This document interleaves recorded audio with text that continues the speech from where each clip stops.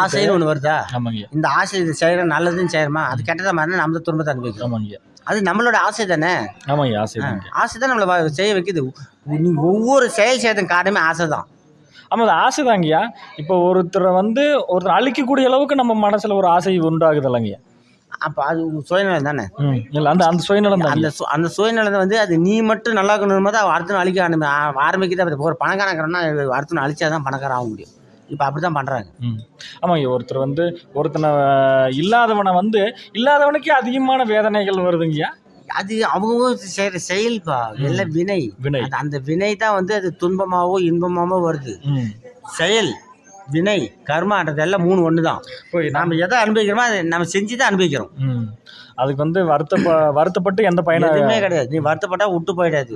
பாவானா உங்களை வந்து விட்டு வருது. எல்லாமே நடந்தே தெரியும். எது நடக்குதுன்னு தான் நடந்தே தெரியும். யாராலும் மாற்ற முடியாது.